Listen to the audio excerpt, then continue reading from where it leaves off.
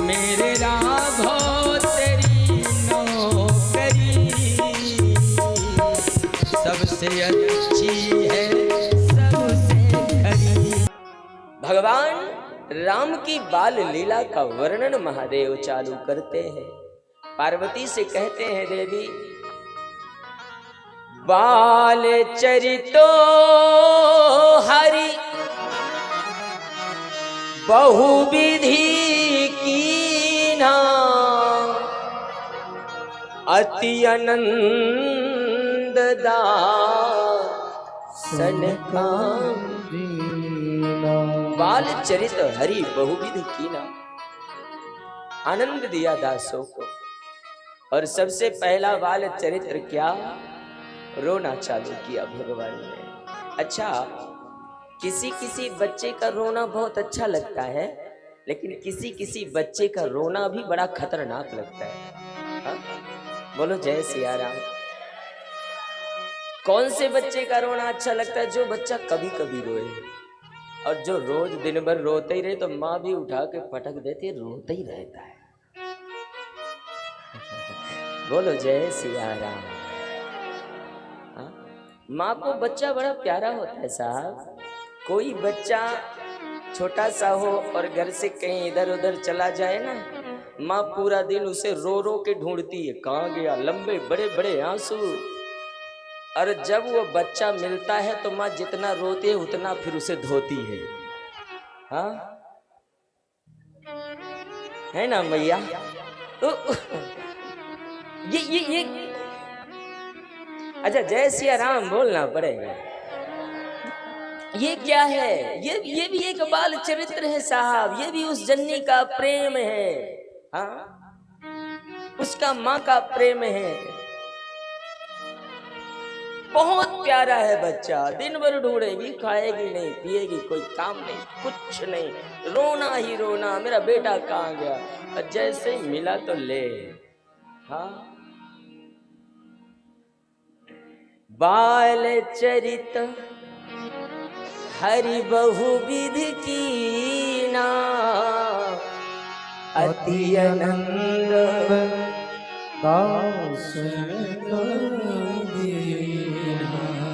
बड़ा आनंददायक। भगवान ने रोना चालू किया ना, तो तुलसी कहते हैं सुन सी सुरुदान परम प्रिय बानी संभ्रम चरिया सब रानी। कितना सुंदर शब्द लिखा साहब। राम जी जब रोए ना तो गोस्वामी लिखते हैं परम प्रिय बानी। जिस राज भवन में दूर दूर तक कभी छोटे से 10,000 वर्षों से किसी बालक के रोने की आवाज नहीं आई, और आज अचानक भगवान माँ कौशल्या की गोद में आकर जोर से रोना चालू करते, लेकिन प्रियवाणी से। और जैसे ही सरकार का रोना चालू हुआ तो यहाँ भी तुलसी ने लिखा संभ्रम चली आई सब रानी। जितनी रानियां थी राजा दशरथ की दौड़ती हुई भागी कौशल्या माँ के आंगन में। एक कौशल्या की ओर दौड़ती है, और इधर कोई आई कि उधर कई माँ के भवन से एक बच्चे के रोने की आवाज आई। बोले दूसरी दासी वहां दौड़ी, तीसरी सुमित्रा के यहाँ। और गोस्वामी ने कहा एक साथ अयोध्या के राजभवन में 4 बालकों का जन्म हुआ। 4।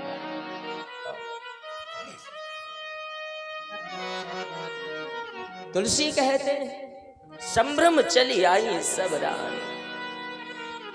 हर सीत जहां तहां धाई दासी आनंद मगन सकल पुरवासी। आनंद मगन सकल पुरवासी। आनंद मगन सकल पुरवासी। जो दासी जहां पर थी दौड़ती हुई भागी है। हर्षित जहां तह धाई दासी दौड़ती हुई। और दो चार दासियां दौड़ती हुई सबसे पहले राजा दशरथ के पास गई। दशरथ जी समाज में राज दरबार में बैठे थे। दासियों ने जाकर प्रणाम किया, सरकार की जय हो। महाराज दशरथ समझ गए कोई ना कोई अच्छी खबर लेकर आई है दासी। महाराज ने पूछा हुआ क्या? दासियों ने कहा सरकार आपके राजभवन में 4 बालकों ने जन्म लिया है। कैकेयी माँ ने एक बालक को जन्म दिया, माँ कौशल्या ने एक बालक को जन्म दिया और आपकी सबसे छोटी रानी सुमित्रा ने तो 2 बच्चों को जन्म दिया है। गोस्वामी जी ने कहा 2 बालकों को जन्म। तुलसी ने कहा यहाँ राजा दशरथ ने जैसे ही इतना बड़े धर्मवान राजा, निवेदन करो जब हमारे जीवन में धर्म विशेष हो जाता है तो धर्म के आधार पर हमें 4 पदार्थ प्राप्त होते हैं। बड़े गहराई में समझना। और ये 4 पदार्थ राजा दशरथ को ये पुत्र के रूप में 4 पदार्थ मिले हैं, अर्थ धर्म काम और मोक्ष। ये चारों पदार्थ धर्म के कारण। मैं प्रार्थना करूं साहब, लक्ष्मी के 4 बेटे हैं, लक्ष्मी के सुत 4 हैं, धर्म अगिन नप चोर। ये 4 बेटे लक्ष्मी के हैं, जिसमें सबसे पहला बेटा है धर्म। लक्ष्मी का पुत्र धर्म है। लेकिन ध्यान रहे जेठे के अपमान से 3 करें घर फोर। साधुओं ने कहा है पहला बेटा लक्ष्मी का धर्म है, दूसरा राजा है, तीसरा अग्नि है और चौथा चोर है। लेकिन साधुओं ने कहा जिस घर में सम्मान नहीं होता उस घर में ये 3 मिलकर के उत्पात मचा देते हैं, और जहां धर्म का सम्मान होता है वहां पर 3 मिलकर के सुमति उत्पन्न कर देते हैं। धर्म। अगर आप पूछो ना कि प्रमाण तो दो महाराज, तो निवेदन करूं महाभारत इसका प्रमाण है साहब। महाभारत में पांडवों के पास इतने बलशाली, कौरव दल के बराबर बलशाली योद्धा पांडवों की तरफ नहीं थे, लेकिन पांडवों की तरफ धर्म था, इसलिए कृष्ण उनका सारथी था। धर्म है साहब, और जहां धर्म है सारथी कृष्ण वहीं रहेगा।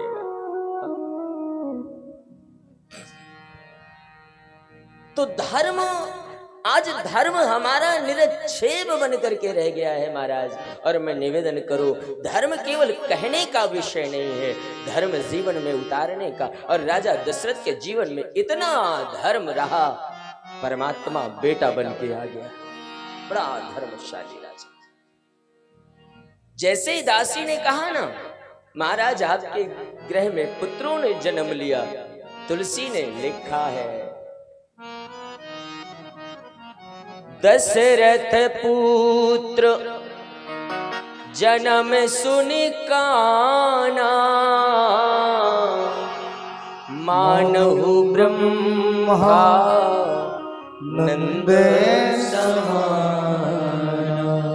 दशरथ पुत्र जन्म सुनि काना, मानहु ब्रह्मा नंद समाना।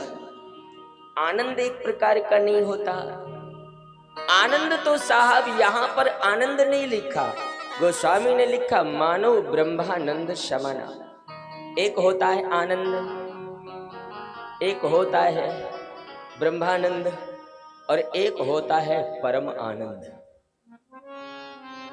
कई बार पूछते हैं ना लोग आप कैसे हैं, तो कई बार लोग कहते हैं आनंद से, लेकिन ब्रह्म आनंद हर कोई नहीं कहता। ब्रह्म आनंद उसे आएगा जिसके जीवन में ब्रह्म मिला होगा। दशरथ जी ने जैसे ही सुना ना, जिसके जीवन में भक्ति होगी, जिसके जीवन में परमात्मा के प्रति स्नेह होगा मेरे माई बाप, उसके जीवन में ब्रह्म आनंद की प्राप्ति होती। साधुओं ने कहा है जैसे ही दशरथ जी ने सुना कि मेरे घर में बच्चों ने 4 बालकों ने जन्म लिया है, गोस्वामी जी कहते हैं दशरथ पुत्र जन्म सुनि काना, मानहु ब्रह्मा नंद समान। मानो ब्रह्मा। तो ब्रह्मानंद क्यों?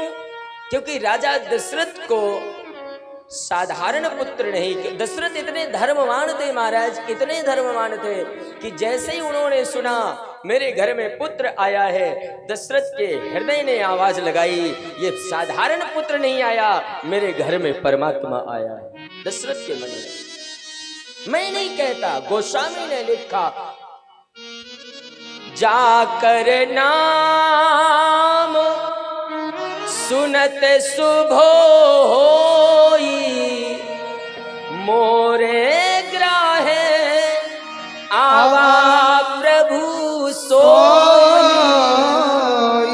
परमानंद, फिर परमानंद, पहले ब्रह्मानंद फिर परमानंद।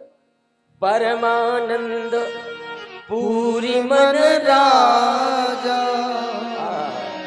कहा बोलाई बजावन बाजा।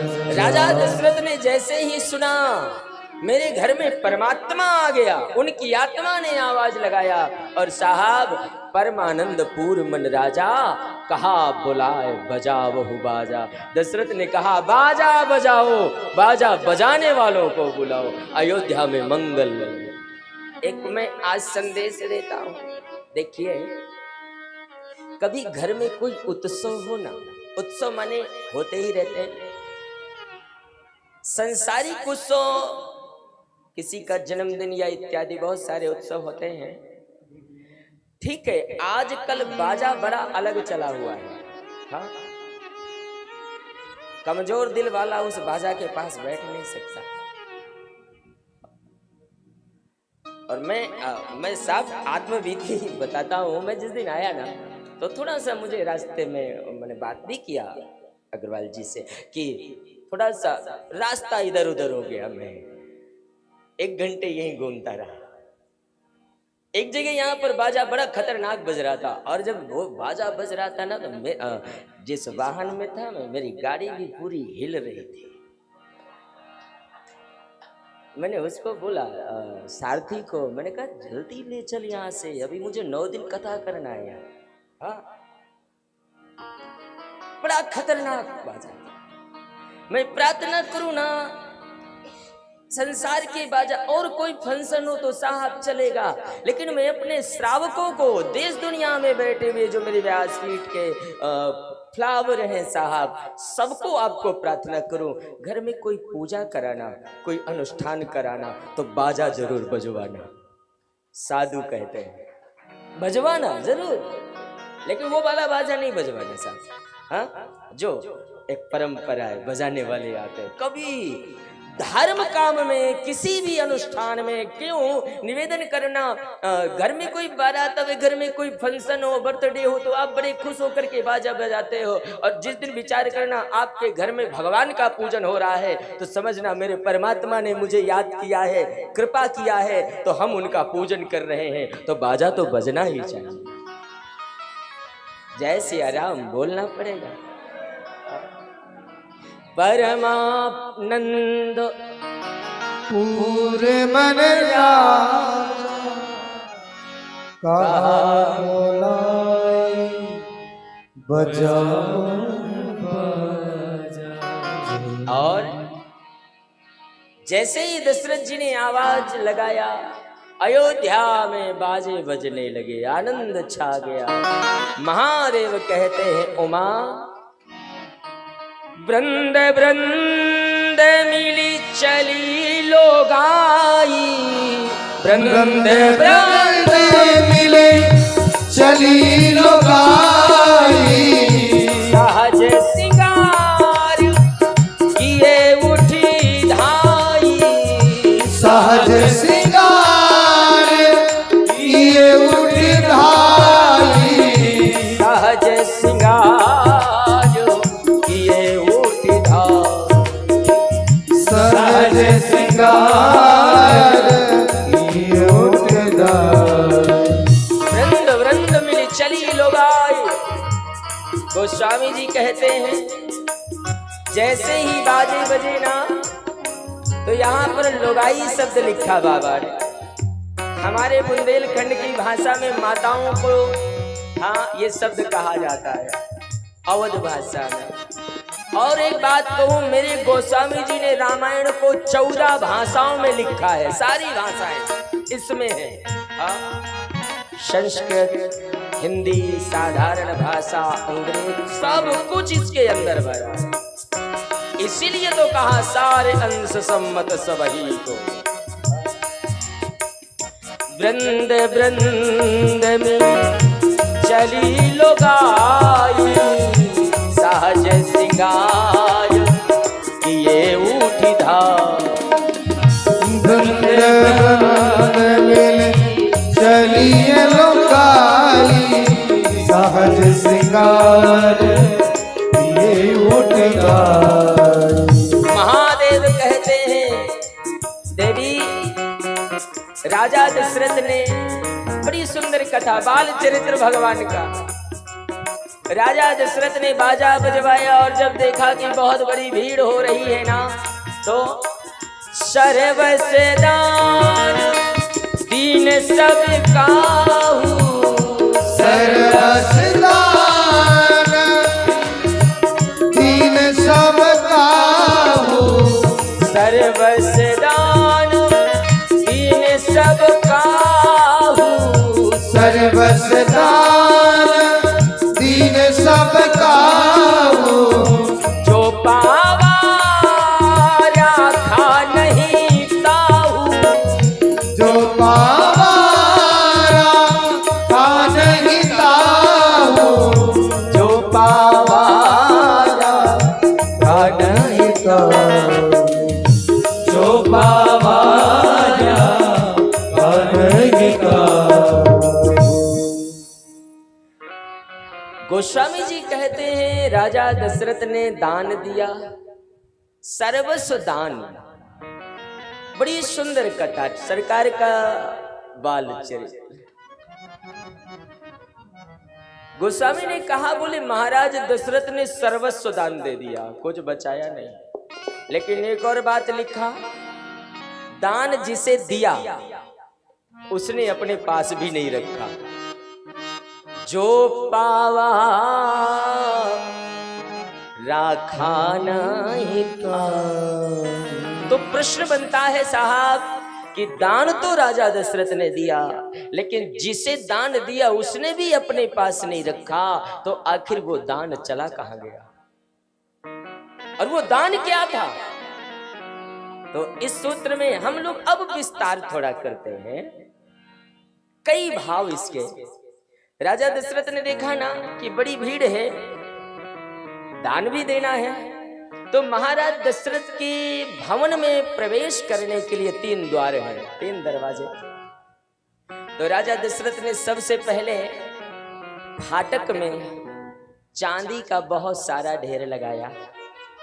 जो वहां से गुजरता है, एक सेवक माइक लेकर खड़ा है, बोले जिसकी जितनी मर्जी हो चांदी उठा लो, राजा दशरथ की तरफ से।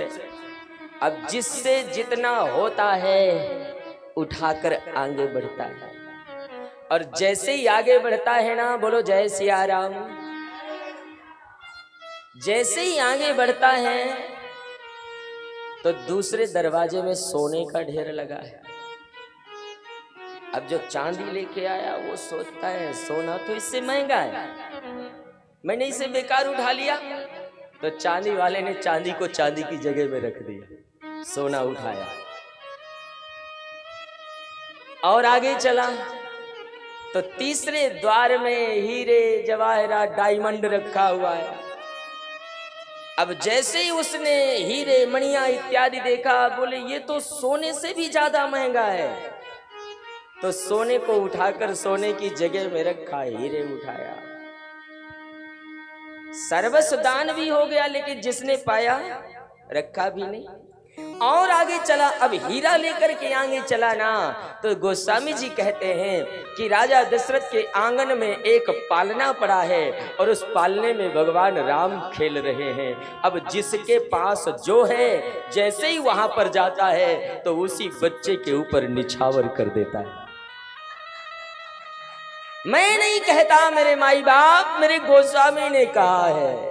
करी आरती निछावर करही, बार बार शिशु चरणान पर। और इसीलिए बाबा ने लिखा सर्वस दान दीन सब काहू, जे पावाना नहीं ताहू।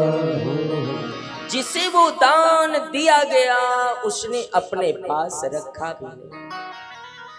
एक बात कहूं, यद्यपि इस कलयुग में एन केन विधि दीन्हे दान करे कल्याण। हाँ?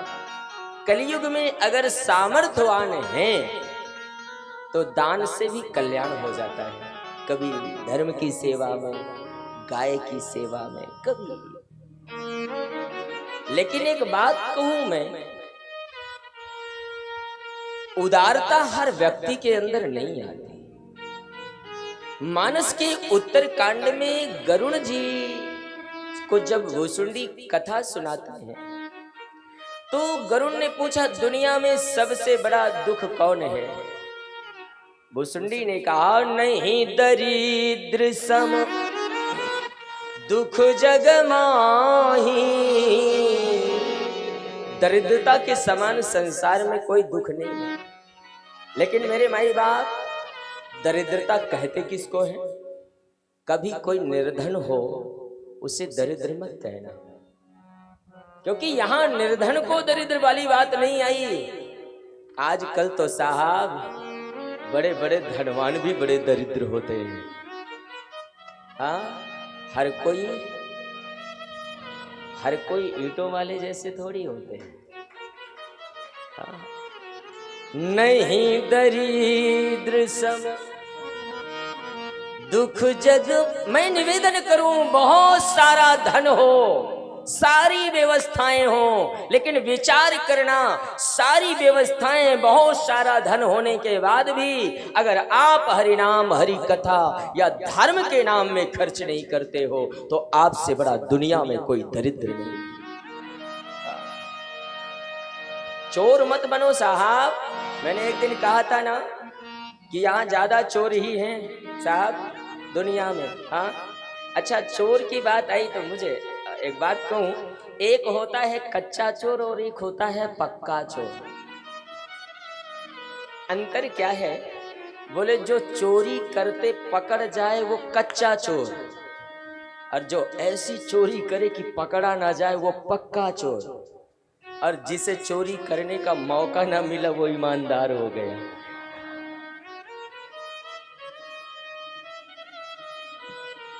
हाय हाय, जय सिया राम बोलना।